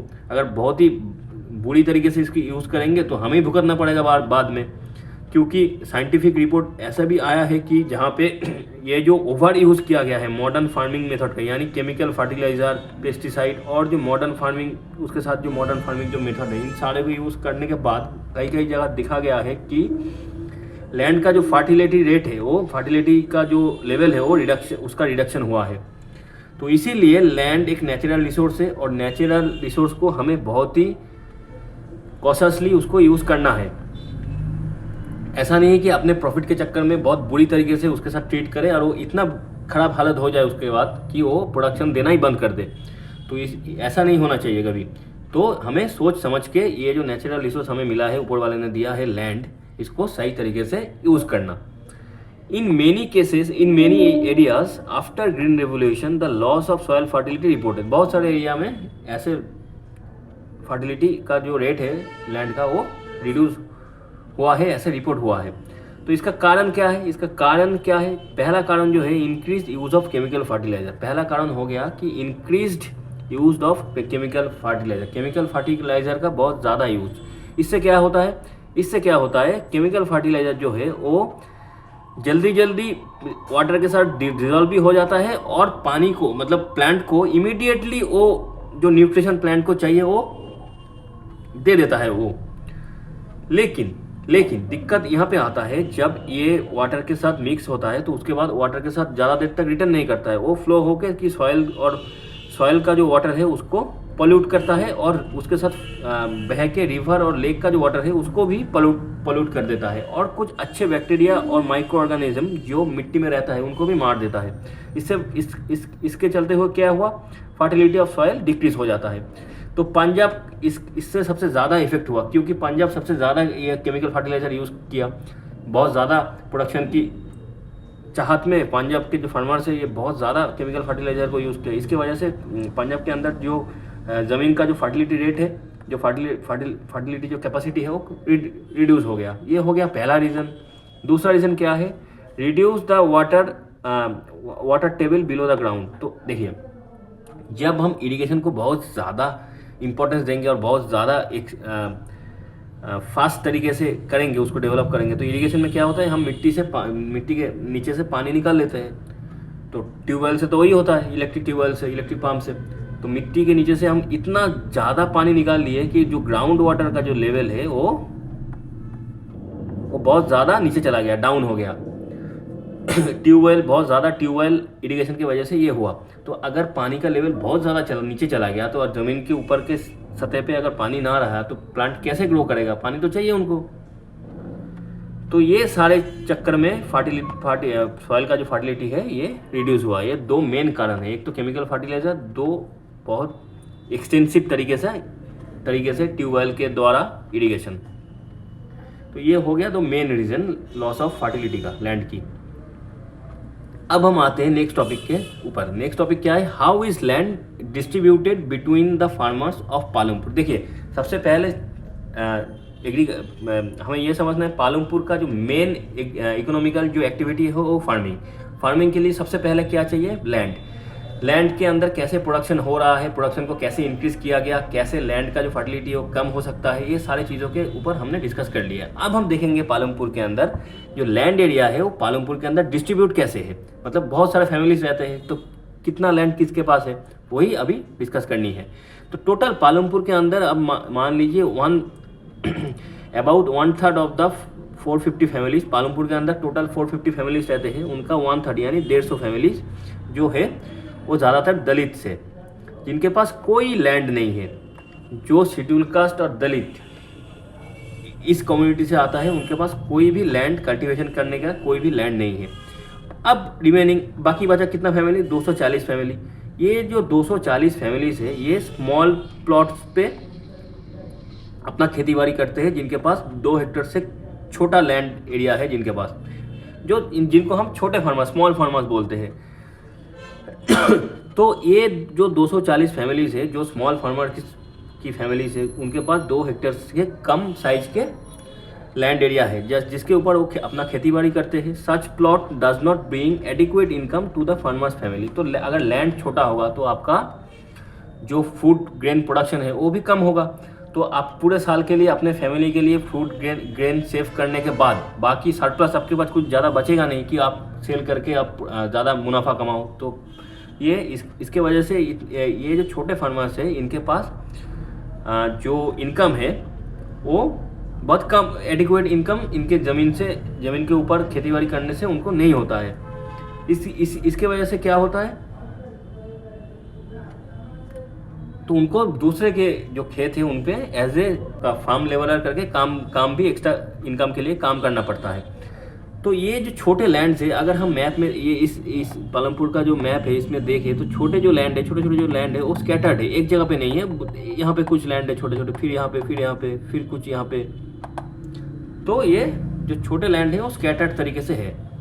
तो अब हम आएंगे, ये हो गया छोटे फार्मर्स और दलित के बारे में, जिनके पास कोई लैंड नहीं है, लैंडलेस फार्मर, और जिसके पास स्मॉल अमाउंट 2 हेक्टेयर से कम छोटा लैंड है उनको हम बोलेंगे स्मॉल फार्मर्स। तो दलित और स्मॉल फार्मर्स के बारे में हम लोगों ने जान लिए। अब हम देखेंगे पालमपुर के अंदर 60 फैमिली ऐसी है जो कि मीडियम और लार्ज फार्मर फैमिलीज है, जिसके पास 2 हेक्टेयर से ज़्यादा लैंड है, और कुछ लार्ज फार्मर तो ऐसे हैं जिनके पास 10 हेक्टेयर से भी ज़्यादा ज़मीन है कल्टीवेट करने के लिए। तो ये हो गया पालमपुर के पास। और इनके पास ज़्यादा ज़मीन होने से फ़ायदा क्या होता है, तो इनके पास जो फसल है वो भी ज़्यादा होता है, फूड ग्रेन ज़्यादा प्रोडक्शन होता है। तो अपने फैमिली के लिए पूरे साल के लिए फूड ग्रेन सेव करने के बाद जो सरप्लस होता है वो रायगंज और शाहपुर के मार्केट में बेचने के बाद उनको अच्छा खासा उनको मुनाफा यानी प्रॉफिट मिलता है। तो यानी इनकम ये मीडियम और लार्ज फार्मर्स जो है उनके पास इनकम ज़्यादा है। तो ये हो गया जो पालमपुर के अंदर जो भी ज़मीन था उसका डिवीज़न, कॉन्सेप्ट समझ में आ गया। अब हम देखेंगे पालमपुर के अंदर जो पहला जो रिक्वायरमेंट है लैंड का, ये कैसे काम कर रहा है वो हम लोगों ने समझ लिया। अब हम देखेंगे पालमपुर के अंदर तो लैंड तो हमें समझ में आ गया। लैंड के ऊपर एग्रीकल्चर के लिए अगर कल्टीवेशन करना है तो आपको लेबर तो देना पड़ेगा। तो लेबर कौन देगा, यानी श्रम, यानी मेहनत कौन करेगा। तो लैंड के बाद labour is the most necessary factor for production. Land के बाद जो लेबर है वो है most necessary factor for production. तो इसमें क्या है, और ऊपर से ये फार्मिंग का जो काम है ये एक मेहनत का काम है, इसमें बहुत ज़्यादा लेबर देना पड़ता है, हार्डवर्क करना पड़ता है। तो इसमें 3 डिवीज़न हम कर लेंगे। सबसे पहले हम देखेंगे स्मॉल फार्मर्स वाले, जिनके पास छोटे फार्मर्स है, 2 हेक्टेयर से कम लैंड है और जिनके पास लैंड है ही नहीं। तो ये दलित और स्मॉल फार्मर्स के बारे में आगे सबसे पहले हम लोग देख लेंगे। तो ये जो स्मॉल फार्मर्स वाले हैं ये अपने लैंड के ऊपर काम करने के बाद, क्योंकि अपने लैंड के ऊपर काम करने के बाद जितना फूड ग्रेन इनको मिलता है वो उस फूड ग्रेन से साल भर अपना फैमिली का पेट सही तरीके से नहीं चलता है। तो इसीलिए इनको क्या करना पड़ता है, तो दूसरों के जो लैंड है, मतलब मीडियम और लार्ज फार्मर्स के जो लैंड है, उसी लैंड के ऊपर एज ए फार्म लेबरर उनको काम करना पड़ता है। तो एक्स्ट्रा वेज उनको मिलता है। जो मीडियम और लार्ज जो फार्मर्स है वो उनको एक्स्ट्रा पैसा देता है काम करने के लिए अपने खेतों में। तो ये स्मॉल फार्मर्स जो है और जो लैंडलेस फार्मर्स है वो मीडियम अपने खेत के साथ जो मीडियम और जो लार्ज फार्मर्स है उनके खेत के ऊपर भी अपना लेबर देता है। फिर आते हैं मीडियम और लार्ज फार्मर्स। मीडियम और लार्ज फार्मर्स क्या करते हैं, वो हायर करते हैं। क्या हायर करते हैं, labourers to work on their field. लोग लेबर को हायर करते हैं। एक तो स्मॉल फार्मर्स को हायर करते हैं, दूसरा लैंडलेस फार्मर, जो हमने यहाँ पे ही बोल दिया था लेकिन हम अलग से पॉइंट बनाए हैं। लैंडलेस फार्मर जो है उनको हायर करते हैं। इनको तो वेज इनको सैलरी इनका डे के हिसाब से भी होता है और हफ्ते के हिसाब से भी होता है, मंथली भी होता है। तो जो मीडियम और लार्ज फार्मर्स है ये अपने जो भी फार्म लेबरर्स को हायर ये लोग करते हैं, तो उनको डेली सैलरी या तो डेली वेजेस दे देता है या तो वीकली वेजेस देके इनसे काम करवा लेता है। तीसरा क्या कैटेगरी आता है, लैंडलेस फार्मर। जो हम स्मॉल फार्मर के पहले ही हम बोल दिए थे थोड़ा बहुत लैंडलेस फार्मर के बारे में। तो इनके पास तो लैंड तो है ही नहीं। इनका रोटी रोजी का एक ही उपाय है कि दूसरों के लैंड में काम करके पैसा कमाना। They paid wages by farm land owner. तो ये as a farm labourer medium और जो लार्ज जो फार्मर्स हैं उनके खेतों में काम करते हैं। अब हम देखेंगे प्रॉब्लम्स ऑफ लैंडलेस फार्मर। ये जो लैंडलेस लोग हैं ना, इनके दुख दर्द बहुत ज़्यादा है क्योंकि इनके पास अपना लैंड नहीं है। इनके प्रॉब्लम को अभी समझने की कोशिश करेंगे कि स्मॉल फार्मर्स भी स्ट्रगल कर रहा है लेकिन लैंडलेस फार्मर के हालत सबसे ज़्यादा ख़राब है। इनको ये सारे प्रॉब्लम इन लैंडलेस फार्मर को जकड़ के बैठा हुआ है। और ये ज़्यादातर लैंडलेस फार्मर्स किस कम्युनिटी से आता है, शेड्यूल कास्ट यानी दलित कम्युनिटी से आता है। अब they work as a farm labourer. ये जो लैंडलेस फार्मर्स है ये फार्म लेबरर का काम करता है। They do not have a right over the crops grown on the land. तो जाहिर सी बात है जी लैंड का जो ओनर है वही जो कॉर्प है उसका मालिक होगा। इनको बस वेज मिलेगा। Only income is wage and meal. या तो वेज मिल जाता है किसी को वेज के साथ खाना भी थोड़ा बहुत मिल जाता है, दिन के 2 बारी का खाना।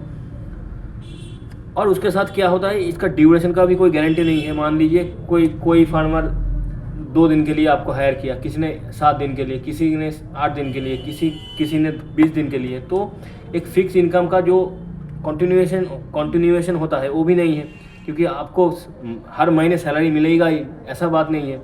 आज 2 दिन लगातार आपको सैलरी मिला, वेज मिला, मान लीजिए तीसरा दिन आपको काम ही नहीं मिला तो आपको वेज पैसा नहीं मिलेगा। तो ये प्रॉब्लम इनके साथ है। और ऊपर से ये जो वेज है इसका कोई फिक्स अमाउंट नहीं है। हर farm to farm, farmer to farmer vary होता है। किसी ने ज़्यादा देता है, किसी ने कम देता है। तो ये और क्रॉप टू क्रॉप भी वेरी होता है, मतलब कौन सी फसल उगाया जा रहा है उसके ऊपर भी डिपेंड होता है उनके वेजेस। तो ये इन सारे चक्कर के अंदर ये जो फार्म लेबरर्स है यानी जो लैंडलेस फार्मर्स जो है ये फंसा हुआ रहता है। इनका इनकम ज़्यादा नहीं हो पाता, ऊपर से अपना घर चलाने के लिए लोन ले लेता है, फिर उस लोन को चुकाने के लिए और ज़्यादा काम करता है लेकिन उनका लोन भी उनको सही तरीके से चुका नहीं पाता है। तो एक विशियस साइकिल में ये फंस जाते हैं। तो यही चीज़ यहाँ पे बोला गया है, प्रॉब्लम्स ऑफ लैंडलेस फार्मर। ऊपर से काम का कोई कंटिन्यूएशन नहीं है कि लगातार आपको मंथली काम मिलता ही जाएगा, ऐसा नहीं है। आज मिला 1 महीने के लिए काम मिला, फिर 2 महीने काम मिला ही नहीं। आज 7 दिन के लिए काम मिला, फिर अगले 7 दिन के लिए आपको काम मिला ही नहीं। अगर मिला भी वो कम वेजेस का मिला। पहले दिन में आपको 200 रुपया मिल रहा था, अब दिन में 70 रुपया मिल रहा है। तो ये भी कोई फिक्सेशन नहीं है। और अपना अगर लैंड होता तो उसमें खेती बाड़ी करके अपना खुद का पेट चला लेता, लेकिन वो लैंड भी उनके पास नहीं है। तो खाने के मामले में, इनकम के मामले में पूरी तरीके से वो लोग वेज के ऊपर डिपेंडेंट है।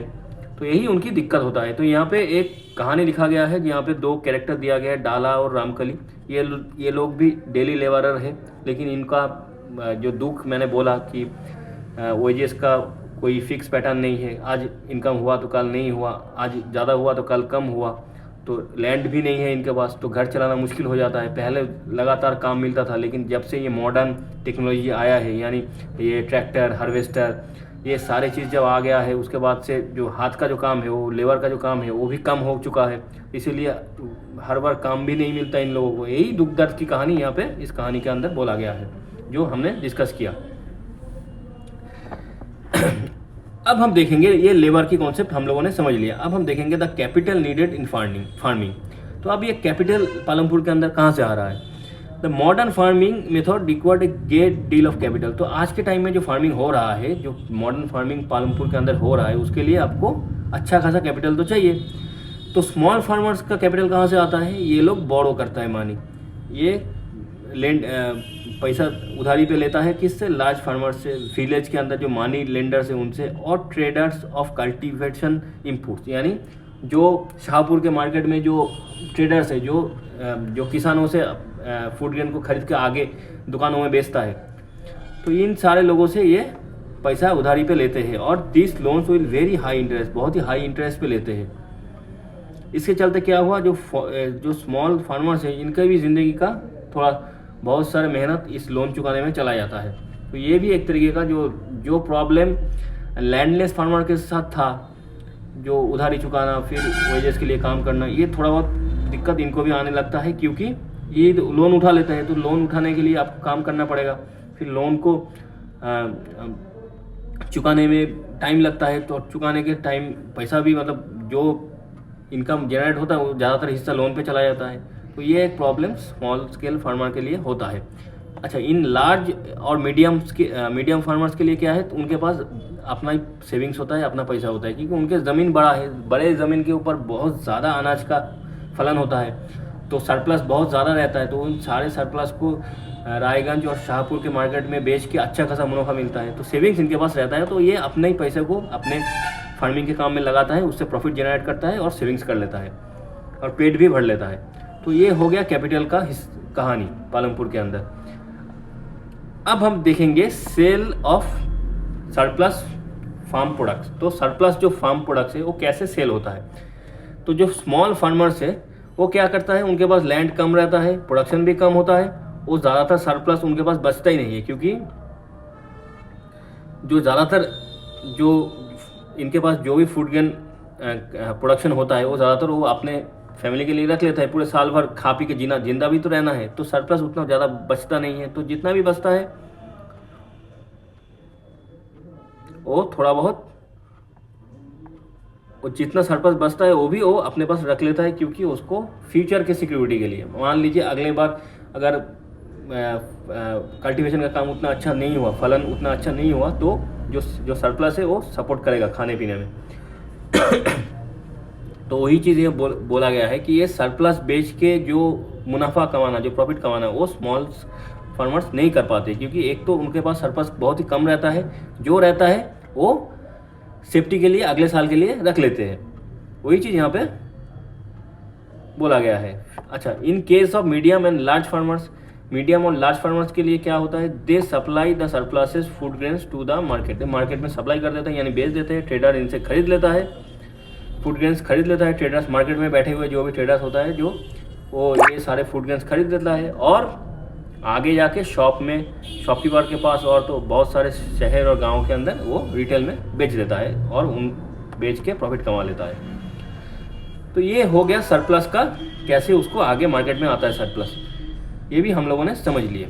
तो ये हो गया फार्मिंग एक्टिविटी। तो फार्मिंग एक्टिविटी के अंदर पहले हम लैंड को समझे, लैंड के ऊपर कैसे एग्रीकल्चर का काम होता है उसको समझे, फिर लैंड का डिस्ट्रीब्यूशन समझे, फिर लैंड का फर्टिलिटी के बारे में समझे, मॉडर्न फार्मिंग टेक्नोलॉजी के बारे में समझे, फिर पेस्टिसाइड और केमिकल फर्टिलाइजर कैसे फर्टिलिटी को डिक्रीज कर रहा है उसके ऊपर कॉन्सेप्ट क्लियर किया, फिर कैसे लेबर का जो सप्लाई है वो कैसे पालमपुर के अंदर हो रहा है, कौन लैंडलेस फार्मर और स्मॉल फार्मर्स कैसे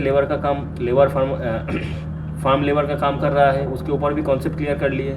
फिर कैपिटल जो है, जो फार्मिंग के लिए जो कैपिटल चाहिए, वो कैपिटल कैसे पालमपुर के अंदर आ रहा है, पालमपुर के लोग कैसे कैपिटल को कहाँ से जुगाड़ कर रहा है, वो भी हम लोगों ने पढ़ लिए। और जो सरप्लस जो फार्म प्रोडक्ट होता है वो कैसे मार्केट मार्केट में चला जाता है, ट्रेडर्स कैसे उसको खरीदते हैं, कैसे सामने उसको बेच देते हैं, तो वो भी हम लोगों ने जान लिए। अब हम देखेंगे non farm activities in Palampur. तो पालमपुर के अंदर फार्मिंग छोड़ के बाकी जो नॉन फार्मिंग जो एक्टिविटीज़ होता है वो क्या क्या होता है। देखिए, पालमपुर के अंदर total 25% of the people working in Palampur are engage in activities other than agriculture. तो पालमपुर का जो टोटल पॉपुलेशन है उसका 25% जो है वो एंगेज है किसमें, नॉन फार्मिंग एक्टिविटी में। बाकी ज़्यादातर 75% लोग फार्मिंग के साथ जुड़ा हुआ है। तो सबसे पहले फार्मिंग छोड़ के लोग क्या करते हैं, डेयरी यानी फार्मिंग के बाद अगर कोई सब कॉमन कोई एक्टिविटी है, इकोनॉमिकल एक्टिविटी है, वो है डेयरी प्रोडक्ट। तो यहाँ पे क्या होता है, बहुत सारे लोगों के पास बफेलोज है, वेरियस टाइप ऑफ घास खाते हैं, और ज्वार बाजरा के जो रेसिड्यू प्लांट होता है उसको भी कैटल फूड करके यूज़ करके अच्छा खासा इन सारे बफेलो से मिल्क प्रोडक्शन किया जाता है। और इसी मिल्क को कहाँ पे सोल्ड किया जाता है, सेल किया जाता है, रायगंज के मार्केट में। रायगंज पालमपुर का सबसे नज़दीक वाला यानी 3 किलोमीटर के अंदर एक स्मॉल विलेज है, रायगंज की मार्केट में ये दूध बेचा जाता है। तो शाहपुर से 2 ट्रेडर्स हैं, वो क्या करते हैं, वो ये जो 2 रायगंज के अंदर दो एक चिलिंग सेंटर, मतलब collection come chilling centre of milk बनाया है। 2 ट्रेडर जो कि जिनका घर है शाहपुर, लेकिन ये चिलिंग सेंटर कहाँ पे बनाया है, रायगंज के अंदर। रायगंज के अंदर मिल्क को स्टोर करके उसको चिल करके रखने के लिए, यानी उसको अच्छे तरीके से प्रिजर्व करना, स्टोर करना, इसके लिए एक सेंटर बनाया है शाहपुर के 2 ट्रेडर। तो इसीलिए ज़्यादातर डेयरी प्रोडक्ट जो है वो यहाँ का जो फार्मर्स है, डेयरी फार्मर्स, वो क्या करते हैं, ज़्यादातर डेयरी प्रोडक्ट जो है, तो यहाँ पे जो भी डेयरी का प्रोडक्शन करते हैं वो लोग रायगंज के अंदर जाके सोल्ड कर देता है, क्योंकि रायगंज के अंदर ये चिलिंग सेंटर है। तो यहाँ से ये ट्रांसपोर्ट हो जाता है, ये रायगंज की चिलिंग सेंटर से ये ट्रांसपोर्ट हो जाता है आगे शहर और गाँव में, जहाँ पे ये शॉप के अंदर बेचा जाता है और कंज्यूमर जो है इसको कंज्यूम करता है। ये हो गया पहला एक्टिविटी। फिर दूसरा हो गया small scale manufacturing in Palampur.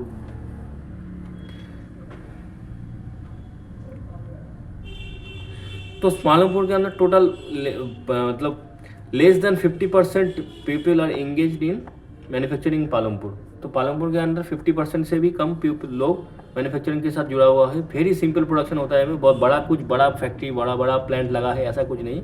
Very simple production होता है स्मॉल स्केल पे। जैसे कि मान लीजिए शुगर केन से गुड़ बनाना, उसका एक प्रोसीड्योर होता है, तो गुड़ का प्रोडक्शन होता है। फिर शुगर केन को क्रश करने के लिए मतलब मशीन जो है वो बनाना, फिर फसल काटने के लिए जो सामान चाहिए, साजो सामान चाहिए, उसको बनाना। तो ये सारे छोटे मोटे प्रोडक्शन ये पालमपुर के अंदर होता है। अब हम आएंगे तीसरा एक्टिविटी क्या है, शॉपकीपिंग। पालमपुर के अंदर जो शॉपकीपिंग मतलब ये किराना की दुकान, खाता पेंसिल की दुकान, ये सारे जो छोटे मोटे दुकान है, छोटे मोटे खाने पीने का दुकान, तो ये सारे चीज़ शॉपकीपिंग पालमपुर के अंदर होता है। तो people involve in trade exchange of good are not many in Palampur. ज़्यादातर लोग फार्मिंग करते हैं, उसके बाद डेयरी में बिजी रहते हैं, लेकिन थोड़ा बहुत हिस्सा पॉपुलेशन का वो शॉपकीपिंग भी करते हैं। The traders of Palampur are shopkeepers who buy various goods from wholesale market. यानी ये पालमपुर के अंदर जो भी शॉपकीपर्स है वो होलसेल मार्केट में जाके सस्ते में सामान खरीद के पालमपुर के अंदर लाते हैं और पालमपुर के अंदर लोगों को वो सामान बेच के अपना प्रॉफिट कमाते हैं। तो गांव के अंदर ही वो लोग अपना सामान बेचते हैं। तो ज़्यादातर किस चीज़ का दुकान मिलता है पालमपुर के अंदर, एक तो rice, wheat, sugar, T, oil, biscuit, soap, toothpaste, batteries, candle, फिर खाता यानी नोटबुक, पेन, पेंसिल, क्लोथ्स, ये सारे सामान होलसेल मार्केट से खरीदने के बाद पालमपुर के अंदर जो ट्रेडर्स है वो पालमपुर के गांव के लोगों को बेचता है। तो एक तरीके मान लीजिए किराना की दुकान में मतलब जो भी सामान मिलता है, स्टेशनरी दुकान में जो भी सामान मिलता है, ऐसे दुकान पालमपुर के अंदर है।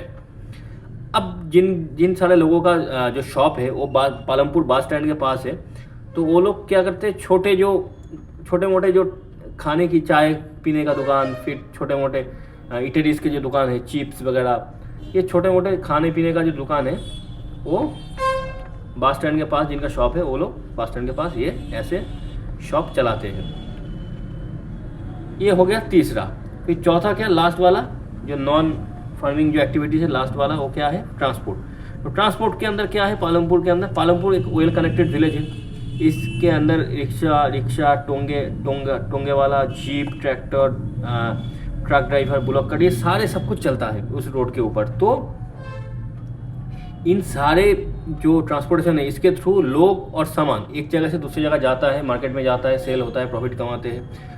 और इसके बदले जो लोग ये जो लॉरी चलाते हैं, मतलब ट्रक चलाते हैं, ब्लॉक कट चलाते हैं, ट्रैक्टर चलाते हैं, जीप चलाते हैं, ये जो लोग, ये जो ड्राइवर्स है इन सारे व्हीकल्स का, तो उनको अच्छा खासा ठीक ठाक पैसा मिल जाता है चलाने के बदले में। तो एक तरीके से बहुत सारे लोग धीरे धीरे करके ये जिनके पास लैंड नहीं है, उतना प्रॉफिट नहीं होता है छोटे लैंड के ऊपर कल्टीवेशन करने, वो ऐसे ट्रांसपोर्ट के ऊपर फोकस कर रहा है, क्योंकि ट्रांसपोर्ट कर सामान एक जगह से दूसरी जगह लेके आने जाने से पैसा मिल जाता है। The number of people involve in transport has grown over the last several years. तो होगा ही, तो लास्ट कुछ सालों में ये ट्रांसपोर्ट के साथ जुड़ा हुआ जो लोग हैं उनका संख्या धीरे धीरे करके इंक्रीज हो रहा है। तो ये हो गया पालमपुर विलेज की कहानी। तो इसमें हमने फार्मिंग और नॉन फार्मिंग जो भी एक्टिविटीज़ पालमपुर के अंदर होता है उसको समझा, और उसके साथ प्रोडक्शन का जो बेसिक कॉन्सेप्ट है उसको समझा। और भारत के लगभग अब 40-50% गाँव कुछ तरीके का, मतलब 40-50% गाँव लगभग पालमपुर टाइप का ही होता है। तो एक तरीके का इस चैप्टर के माध्यम से हमने टोटल भारत के जो गांव हैं उनके एक बेसिक कॉन्सेप्ट के ऊपर भी हम लोगों का जो एग्रीकल्चरल जो प्रोडक्शन जो होता है उसके ऊपर भी हम लोगों ने एक बेसिक नॉलेज गेन कर लिया। तो आज का वीडियो इतना ही। अगर आप लोगों को हमारी कोशिश, हमारी वीडियोस, हमारी कंटेंट अच्छे लगे तो इस वीडियो को इस चैनल को सब्सक्राइब कर दीजिएगा, और इस वीडियो को जितना हो सके आप लोग लाइक कीजिए, शेयर कीजिए, और जो बेल बटन है उसको प्रेस कर दीजिए, क्योंकि जब आगे जाके हम जब भी वीडियो बनाएंगे आपके पास नोटिफिकेशन आ जाएगा। तो आज के लिए इतना ही। थैंक यू, गुड बाय, जय हिंद।